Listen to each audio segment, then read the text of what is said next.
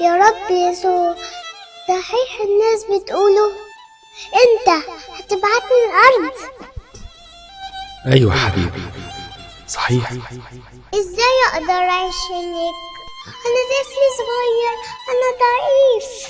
انا اخترت لك يا حبيبي من بين الناس والملايكة ملاك ليك مخصوص، هيكون مستنيك اول ما توصل، وهيخلي باله منك.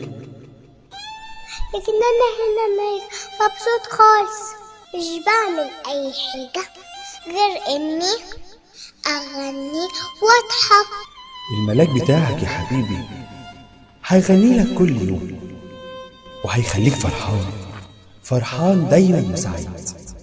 وازاي اقدر افهم الناس على الارض؟ انا مش بعرف اتكلم زيهم. ملاكك يا حبيبي هيقول لك احلى كلام، وهيعلمك ازاي تتكلم. طب اعمل ايه لو انا عايزه اتكلم معاك؟ ملاكك هيعرفك ازاي تضم ايديك وتغمض عينيك وتتكلم معاه. لكن انا سمعت ان الارض فيها ناس وحشين واشرار، وده خايف منهم. ما تخافش يا حبيبي، ملاكك هيدافع عنك حتى لو ده كلفه حياته.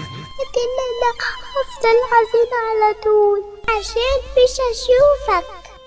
ملاكك الحلو هيكلمك عنك، وهيقولك ازاي تقدر تجيلي.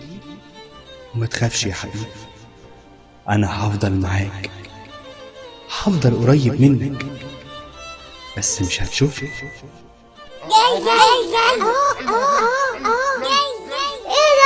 في اصوات جايه من الارض. الظاهر الوقت جه لاروح في الارض. ممكن بس تقولي ملاكي اسمه ايه؟ ما يهمكش اسمه يا ابني، انت ممكن تناديه وتقول له ماما